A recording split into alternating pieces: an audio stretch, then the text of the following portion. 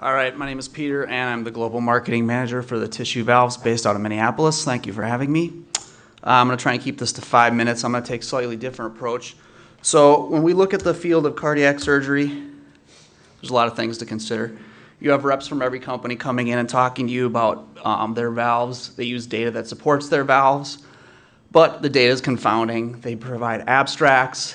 They show you fantastic numbers, and you're left, when they leave the office, thinking, what do I do? Next rep comes in, shows you different data, but it looks equally as good. So when you look at the marketplace, it's 5 years ago, 10 years ago, there were maybe 2 or 3 options. Now it looks like this. It's very confounding. Bottom line is valve disease is not simple. Medtronic wants to help you simplify the decision-making process. One of the things that we looked at is all CE marked valves and all FDA approved valves are good valves, period. Whether Medtronic, Sorin, Edwards, St. Jude wants to admit it, they're all safe and efficacious to some extent, or they would not be on the marketplace.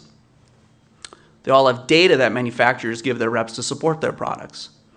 Now, since no 2 patients are the same, it's arguable that there's not a one-size-fits-all approach for any of these patients. And so what we're looking at is providing surgeons the ability to consider each individual product for individual patients. For instance, the Percival might be good for one patient but not for someone else. The Hancock 2 may be good for one patient but not for someone else.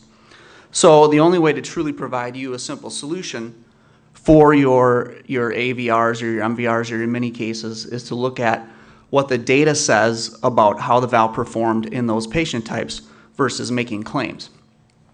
Obviously, any manufacturer can make claims, but you know that if we had an industry panel, up here, we'd all say that we have good hemodynamics, fantastic durability, and they're all easy to implant. And obviously, if you're using the product, that's true, but if you're not, there may be a reason why you're not, and so that would not be applicable. So what we did is we looked at all the products on the market, and we looked at different scenarios in which they would be applicable. For instance, if you look at Tyrone David's data out of Toronto General, you'll see, for instance, on Hancock 2, you would consider patients over the age of 60 for a Hancock 2 implant simply because in the data, it suggests that this patient type does very well with this, with this bioprosthesis.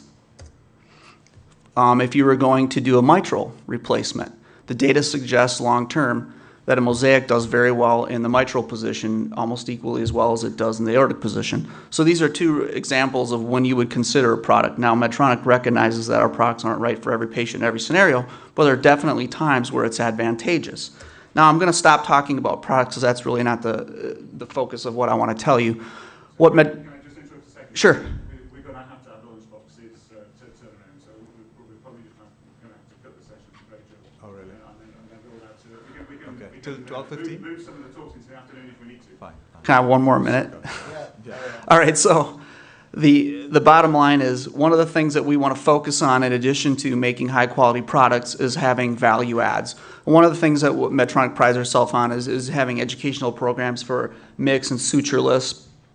And then we also have some other educational things that will be launched in Europe this summer around informing cardiologists as the disease states and when to refer for surgery. But the thing that we'll be launching next week at the AATS in San Francisco is this.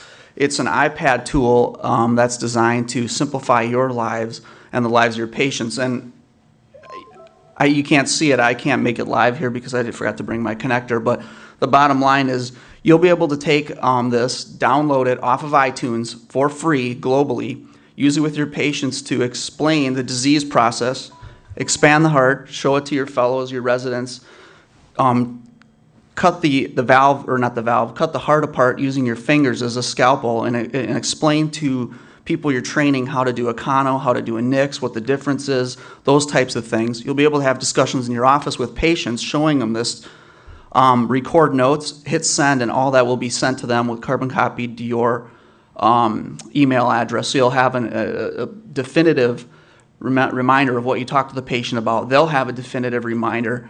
You can do the same with your interns, with your fellows. We also, on the next gen, we'll have additional phases. We'll have PubMed on here. We'll have the ability to, did you want to, I think for interest of time, you'll just Yeah, I have to don't tell know us, if we're gonna have time, but you can go to the booth. And the bottom probably line is see if you come to the booth, we will show you what the beta prototype for this will look like. This is an iPad 1, but the actual demo is made on it for an iPad 2 and 3, so the optimal high resolution will be on that, and the graphics are phenomenal. Bottom line is we're thinking of ways to think outside the box, make your life a little bit easier, make additive value to just the product itself so that you can advance medicine here in the UK as well as globally. So thank you for your time, and please stop by the Medtronic stand.